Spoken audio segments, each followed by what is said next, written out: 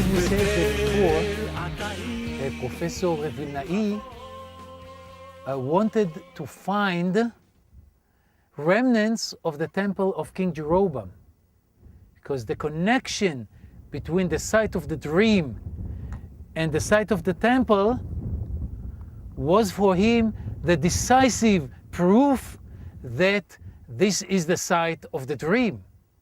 Probably, as he said, King Jerobam built his temple on the site of the dream. So he walked around and took us to this place. Here we can see remnants of a big building, more or less the size of the tabernacle in the desert. It's about 15 meters long and a little bit less than 10 meters, about 8 meters wide. More or less, the tabernacle in the desert was this size. He immediately identified this building as the building of the temple from the time of King Jerobam. You see that it's a big building with wide walls. In the time of the first temple, the walls were built more or less like this building, not private houses, but public buildings. Now, next to this building, we can see a little heap of stones.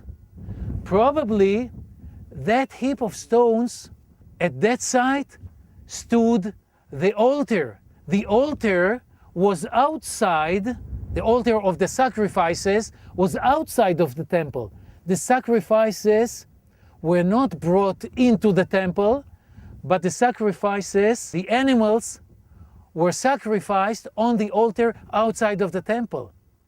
We know from the Bible that this altar was destroyed by King Josiah. King Josiah, in the end of the time of the first temple, he came to this place. He decided to destroy all the temples outside of the temple in Jerusalem. So he came to this place and destroyed the altar that existed in his time. Now let us read from the Bible, the second book of Kings, chapter 23.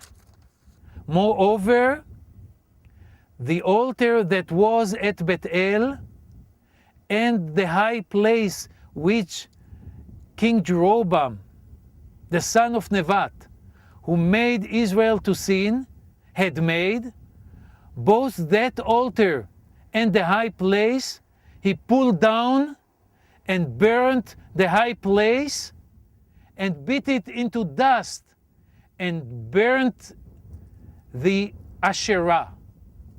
So here we can see the remnants of the altar and the high place, the Bama, on which the golden calf stood outside of the temple.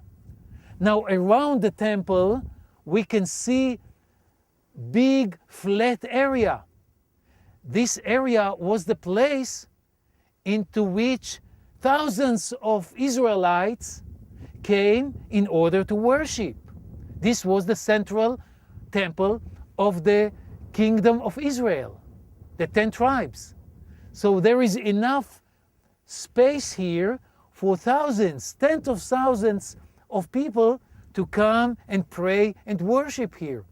We can see around this space, we can see a little wall. That wall, that little wall, was not for protection or defense of the site of the temple. That wall was the sign of the holy site. The holy site, you could pray and you could sacrifice only in this site.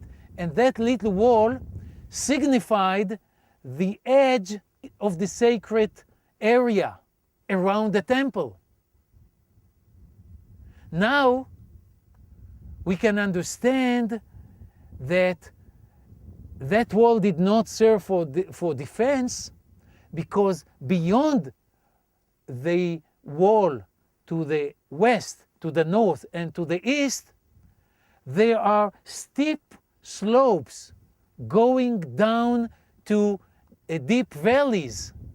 These slopes protected the temple against the people of Jerusalem who fought against the kingdom of Israel and who wanted to destroy the temple. So the slopes around this hill served as defense. This was the best defense of the site. But in the southern slope of the hill, there is no protection, no natural protection. So we must find in the southern side of the temple, the side from which we have come, we must find remnants of a big wall, a wall for protection. Because if there is war from Jerusalem, if there is an attack from Jerusalem, it might probably come from the south, because Jerusalem is to the south. So the southern side must be very strongly protected. If we don't find a wall there, it might present a problem to our identification, to our theory. So let us go to the southern slope and try to find remnants of the wall that protected the temple of King Jerobam from attacks coming from Jerusalem. Come with me and let's try to find the remnants.